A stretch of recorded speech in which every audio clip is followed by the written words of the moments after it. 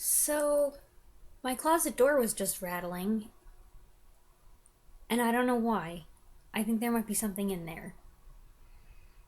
Today I am reviewing Dwight Frye's Last Laugh, a biography about Dwight Frye by Gregory William Mank, James T. Coughlin, and Dwight D. Frye, his son. Who is Dwight Frye, you may ask?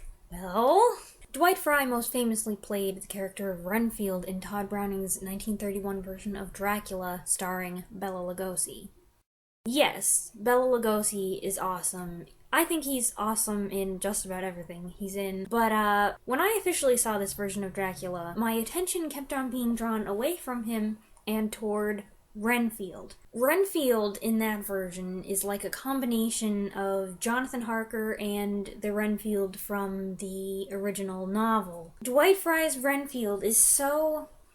There's something pathetic and vulnerable about him. He was this regular guy, just a mild-mannered real estate agent going off to Transylvania to get Dracula to sign these papers for Carfax Abbey, and Dracula made him his slave.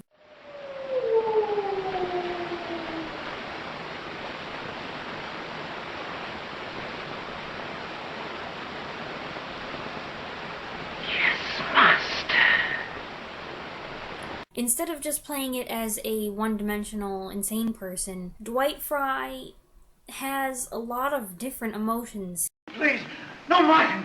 Martin, don't throw my splatter away from me! Oh, Martin, no. Ain't you ashamed now? Ain't you?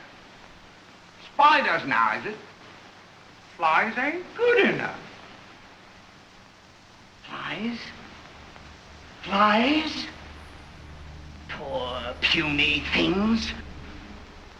Who wants to eat fly? You do, ya loony. And it was this sensitive, layered, vulnerable portrayal that really interested me. And come to find out, he was also in Frankenstein and Bride of Frankenstein, and also had a few lines in The Invisible Man. I wanted to know more about him, so I asked for this biography for my birthday a few years ago. So this book is depressing.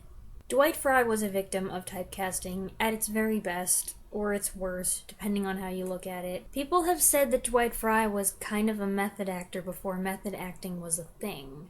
In the 1920s, he had a very promising stage career. He was likened to John Barrymore, and he was able to do comedy, tragedy. When he made it to Hollywood, that was supposed to be his big break. Movies, the direction that everything was heading in. But even though he got positive reviews for Dracula, his parts just seemed to get smaller and smaller. After success on Broadway and playing romantic leads, he was stuck being a hunchback or creeping and crawling around or being comic relief in a horror movie.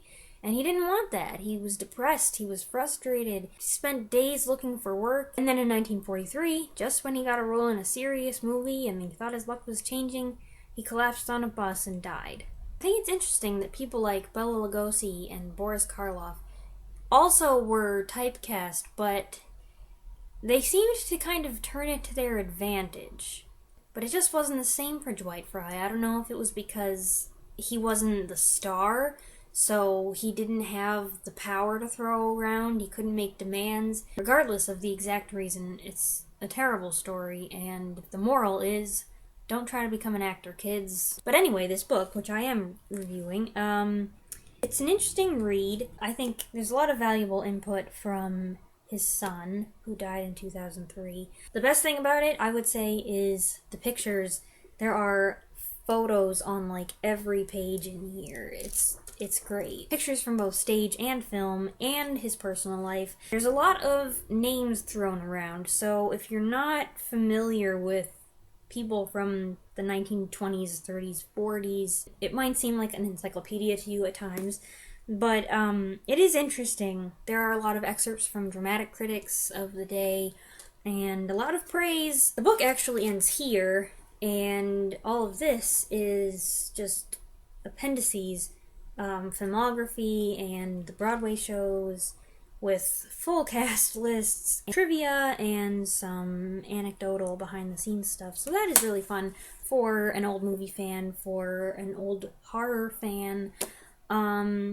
I would say that it does have a bias toward Dwight Frye, but why would you be reading a biography of him if you didn't like him?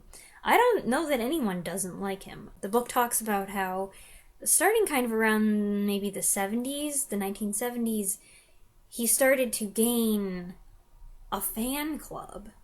Even though he died in 43, people started writing to his son and saying, hey, I just saw this and I loved his performance. He has achieved this cult status. And you can find a whole bunch of Dwight Frye or just Renfield fan videos on YouTube. I have watched several of them. Even though he died the awful way that he did, and he was underappreciated and not very well known at the time, there is a lot of love for the actor in this book, and it's only a shame that he didn't know how well appreciated he was going to be at the time that he died.